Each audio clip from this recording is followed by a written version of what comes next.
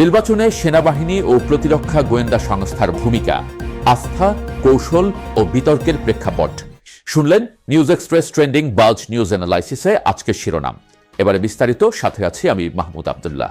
সাম্প্রতিক জাতীয় নির্বাচন ছিল আস্থার এক বড় পরীক্ষা। দীর্ঘদিনের অনিয়ম, সহিংসতা ও রাজনৈতিক মেরুকরণের অভিজ্ঞতা থেকে মানুষের প্রশ্ন ছিল স্পষ্ট: ভোট কি শান্তিপূর্ণ ও গ্রহণযোগ্য হবে? এই প্রেক্ষাপটে বাংলাদেশ সেনাবাহিনী ও ডিজিএফআই এর ভূমিকা আলোচনার কেন্দ্রে উঠে আসে। গণ অভ্যুত্থান পরবর্তী অস্থির সময়ে এইড টু সিভিল পাওয়ারের আওতায় মাঠে থাকা সেনাবাহিনী নির্বাচন ঘিরে দৃশ্যমান শক্তি প্রদর্শনের বদলে নীরব ও সমন্বিত কৌশল নেয়।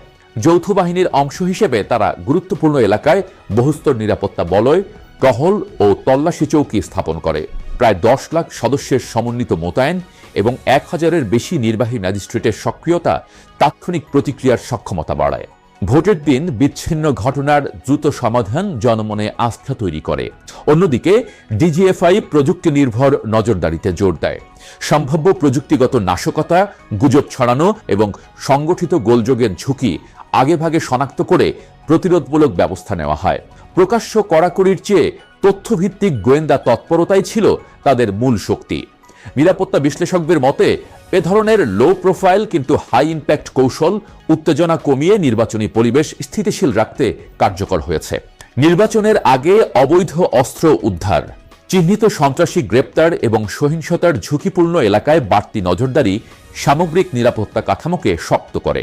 সেনাপ্রধান জেনারেল ওয়াকারুজ্জামান প্রকাশ্যে ভোটারদের নির্ভয়ে ভোটদানের আহ্বান জানান, যা প্রতীকী আস্থার বার্তা দেয়। প্রধান উপদেষ্টা ডক্টর মোহাম্মদ ইউনুস সশস্ত্র বাহিনীর ভূমিকার প্রশংসা করে জাতীয় স্থিতিশীলতায় তাদের অবদান তুলে ধরেন।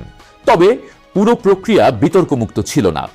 নির্বাচনের আগে কিছু ইউটিউবার ও অনলাইন কন্টেন্ট নির্মাতা ধারাবাহিকভাবে সেনাবাহিনীকে বিতর্কিত করার চেষ্টা করেছেন বলে অভিযোগ ওঠে। নিরাপত্তা বিশেষজ্ঞদের ভাষ্য, সামাজিক যোগাযোগ মাধ্যম ভিত্তিক বিভ্রান্তি ও আস্থাহীনতার প্রচারণা নির্বাচনী পরিবেশকে অস্থিতিশীল করার ঝুঁকি তৈরি করেছিল। এ প্রেক্ষাপটে তথ্যযুদ্ধ মোকাবিলা করাও নিরাপত্তা কৌশলের অংশ হয়ে দাঁড়ায়। তবে বিশেষজ্ঞদের অভিমত, একবারের সুষ্ঠু ব্যবস্থাপনা স্থায়ী সমাধান নয়। আস্থা টিকিয়ে রাখতে প্রাতিষ্ঠানিক সংস্কার, রাজনৈতিক সংলাপ ও নির্বাচন কমিশনের সক্ষমতা বৃদ্ধি জরুরি। তা সত্ত্বেও এবারের নির্বাচন দেখিয়েছে সমন্বিত ও পেশাদার নিরাপত্তা ব্যবস্থাপনা সঠিকভাবে প্রয়োগ হলে সংঘাত এড়িয়ে ভোট সম্পন্ন করা সম্ভব। আজ এই পর্যন্তই। আবারও দেখা হবে নতুন কোনো বিষয় নিয়ে। সে পর্যন্ত ভালো থাকুন সবাই।